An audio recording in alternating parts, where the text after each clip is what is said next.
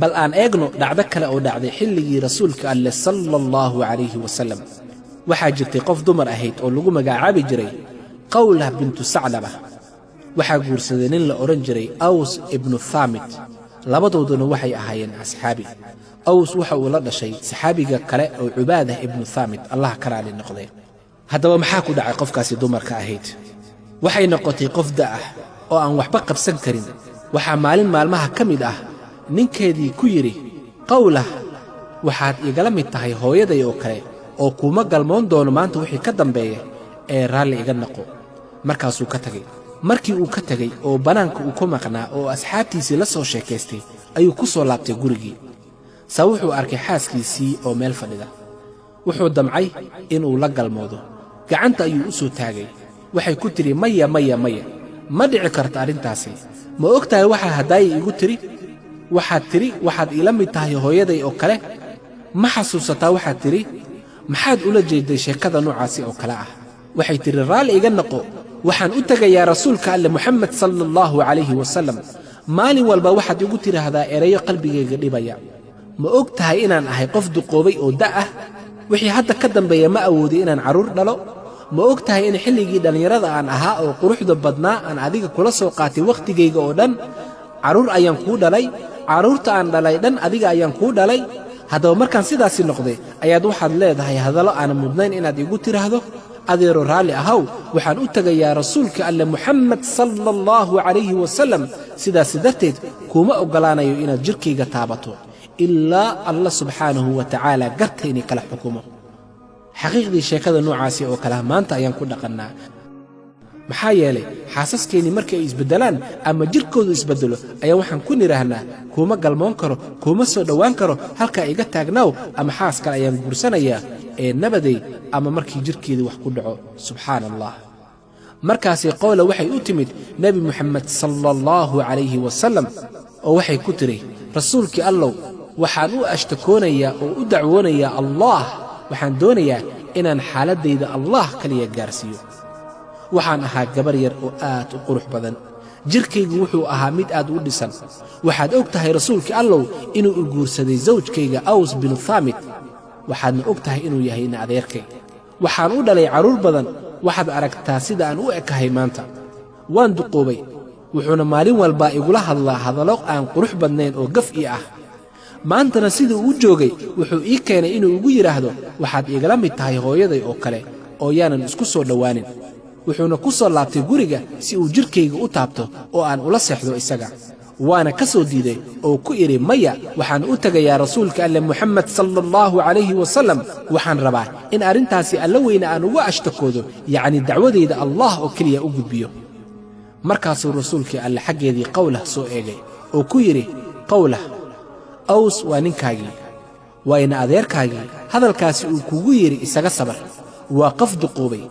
sidaasi ha ugu tegin oo ha ugu dheeraanin. ordow kac isaga laabo oo ha u bixin wuxuu kugu yidhaahdo hadal xun ah. markaasi waa ay kacday oo meeshaydii ka dhaqaaqday iyadoo ku qanacday hadalkii rasuulka alle sala allahu calayhi wasallam. maxaa yeelay ku caasiyidda hadalka rasuulka alle waa dhumid oo aad ka dhuntay jidka alle.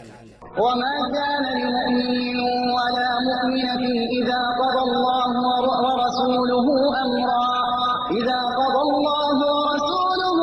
أن يكون لهم الخيرة من أمرهم ومن يعص الله ورسوله فقد ضل ضلالا مبينا. uma habboona qofka mu'minka ah lab ama dhidig markii alle iyo rasuulkiisii arrin ay gooyaan in ay iyagu yeeshaan ikhyaar taladooda ah. ee haddaba kiinii kastoo caasiya alle iyo rasuulkiisii muxamed sala allahu calayhi wasallam wuxuu dhab ahaantii dhumay dhumid cad. qawlah way isaga dhaqaaqday halkii. waxay tidhi, aniga qofkaan u dacwooday oo gartayda aan u dhigtay waxay ahayd allaah gartayna inuu kala saaro, oo waan rajaynayaa in shaa allah. cajiib. saa markii ay sidaasi ugu sii dhaqaaqday waxaa si degdeg ah ugu yimid malakul jibriil rasuulka alle sala allahu calayhi wasallam oo waxyi u wada. caa'ishana waxay tidhi, waxaan ku jiray qolkaygii oo waxaama durbaba maqlay rasuulkii alle oo qur'aan kor ugu aqrinaya.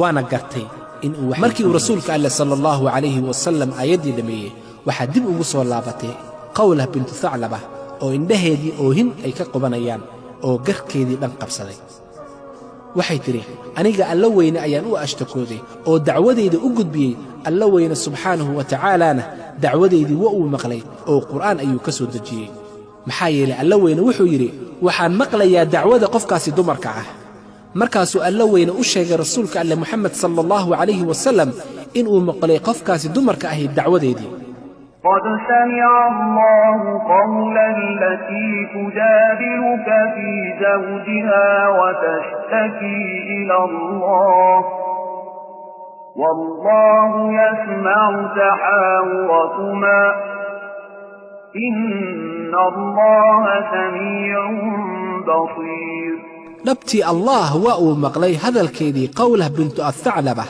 ee kaagala doodaysay moxamedow sala allahu calayhi wasalam arrinkii ninkeeda aws binu assaamit ee u dacwootay allaah oo alle waa uu maqlaa doodda dhexdiinna idinka xaqiiqdii allaah waa maqal badane oo arag badan yaa allah arrinta noocaasi oo kale maxaan maanta ku dhaqannaa qof quruxdeedii agteenna ku lumisay inaan ku dhahno eeddo meesha ka tag iska joog gurigaagii oo hooyaday ayaad ila mid tahay subxaanah waa arrin alla weyne uu inaga diiday yar iyo weyn taasina waxay la mid tahay markii xaaskaagii ay wax soo gaaraan ama jidhkeedii isbeddelo ama lugta ka go'do ama gacanta ka go'do oo aan markaasi dhibkaasi darteed ugu cararno subxaana allah الذين يظهرون منكم من نسائهم ما هن أمهاتهم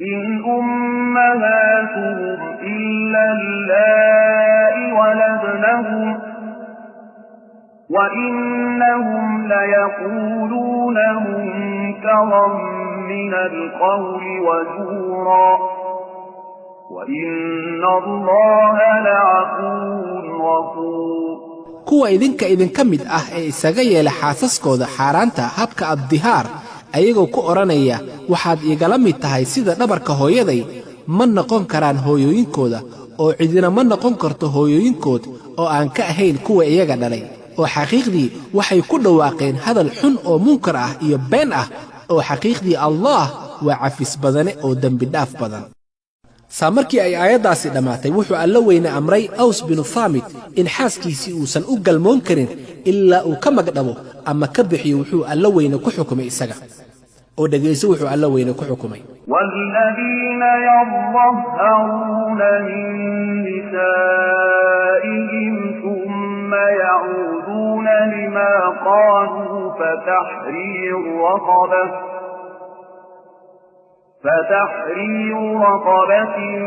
من قبل أن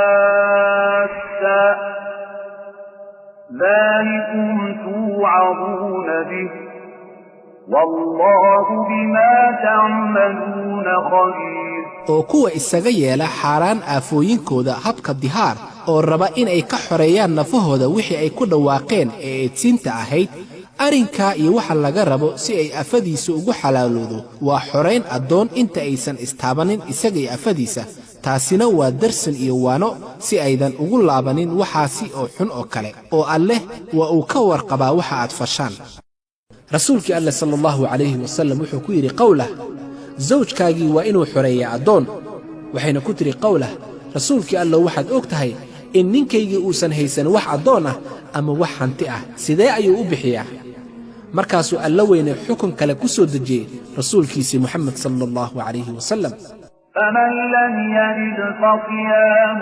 شهرين متتابعين من قبل أن يتماسا oo kii isaga aanan helin lacag uu ku bixiyo xorayn addoon waa in uu soomaa 2 bilood oo xiriir ah ka hor inta aysan istaabanin yacnii isku tegin isaga iyo afadiisa qowlah aad bay u yaabtay oo waxay tidhi rasuulkii allow waxaad og tahay inuu yahay qof da'ah ma soomi karo ninkaygii 2 bilood oo isxigta xitaa maalin ma soomi karo markaasuu xukunka ka khafiifiyey alla weyne subxaanahu wa tacaala wuxuu ku yidhi فمن لم يستطع فإطعام 60 مسكينا ذلك لتؤمنوا بالله ورسوله وتلك حدود الله والكافرين عذاب أليم oo xagga kii isaga aanan awoodin inuu falaa sidaasi yacni waa inuu soomaa 2 bilood oo xiriir ah da ama cudur ama sabab kale oo sharci ah awgeed waa inuu quudiyaa 60 ka mid ah masaakiinta sidaasi waa si aad ugu yeelataan iimaan dhanka alle iyo rasuulkiisa kuwa kanina waa xuduudaha uu dhigay Allah oo qaybta gaalada waxay ahaan doontaa cadaab xanuun badan waxay haddana qofkii dumarka ahayd ku tiri rasuulkii allow wuxuu haysta ma laha oo innagaaba maalin qadna maalinna wax cunna intee wax ka keenayna markaasuu rasuulka alle sallallahu calayhi wasallam ku yidhi qowlah raashinkaani qaado oo waxay quudin kartaa 30 qafood waxayna iyadana sii raacisay waxaan anigana heli karaa raashin kale oo quudin kara ilaa ay 30 qafood sidaasna waxay ku noqonaysaa 60 qafood rasuulkii alle sallallahu calayhi wasallam iyo qowlah waxay markaasi xaliyeen dhibkii taagnaa Soomaalintaasi wixii ka dambeeyay waxa la sheegaa in saxaabigii Aws bin Saamit inuu aad u dhaqan jiray xaaskiisa intaasi kadib markii ay muddo ka soo wareegtay waxa maalin dhacday Umar bin Khadaab oo ciidan xooggan hogaaminaya ayaa xilligiisii wuxuu istaajiyay ciidankiisii oo dhamaa maxaa yeelay wuxuu arkay qof dumar ah oo da' ahayd oo gacanta u haatinaysa oo ku leh istaag intaasi kadib Umar durbabu wuxuu u dhaqaaqay inuu istaajiyo ciidankiisii xoogganaa oo tirada badnaa hal mar ayuu amray inay dhaqaaqin oo istaagaan oo qof walba meeshiisa istaago wuxuu ka soo degay faraskiisii ama geeli uu saarnaa markaasi wuxuuna u yimid qofkii dumarka ahayd isagoo u dhoola cadeynaya ayada madaxana u laxay wuxuu u xaliyay dhibkii haystay markaasuu ciidankiisii ku soo laabtay oo ku yiri ciidankiisii ina sii kaxaya aan sii soconay saamarkii ay dhexda socdeen qaar ka mid ah asxaabtii ama raggii la socday ayaa waxay ku yiraahdeen yaa amiirul mu'miniin kuma ayay ahayd qofkaasi dumarka ah oo aad ciidankeenii dhan oo sidaas u xoogganaa aad darteed u istaajisay Umar Allah ka raali noqday markii uu hadalkaasi maqlay wuxuu ku soo jeestay ciidankiisii oo haddana istaajiyay oo ku yiri istaaga ma doonaysaan inaan idiin sheego qofkii ay ahayd qofkaasi dumarka ah oo aan darteed u istaagnay kol dhaweyd qofkaasi waxay ahayd qofkii dumarka ahayd uu Alla weyna maqlay idinkana waxaad doonaysaan inaan iyadaasi maqlin waxay gacanteeda kor ugu qaaday inaan istaago waxaana waajib igu ahayd inaan istaago oo aan halkaasi ka dhaqaaqin qofkaasi Alla weyne ayaa hadalkeedii dacwada ahaa maqlay oo xukun ka soo dejiyay haddaba qofkaasi magaceeda waxa la yiraahdaa Qawla bintu Tha'laba qofkaasi waa qof Jibriil si degdeg ah rasuulka Allah sallallahu alayhi wasallam ku amray inuu soo celiyo iyada una sheego inuu Alla weyne maqlay dacwadeeda haddaba waxaan idin sheegayaa qofkaasi hadday hal mar istaajiso iska dhaafay kun jeer hadday istaajiso waan istaagayaa oo hadalkeedii waan maqlayaa haddaba waxaan Alla weyne dhamaanteen noogu rajaynayaa inaan fahanno macnaha quraanka iyo awoodda quraanka allow xaasaskeeni qalbiyadeena u jilci allow qalbiyadeena u suubi oo wanaag iyo sinaan aan kula dhaqanno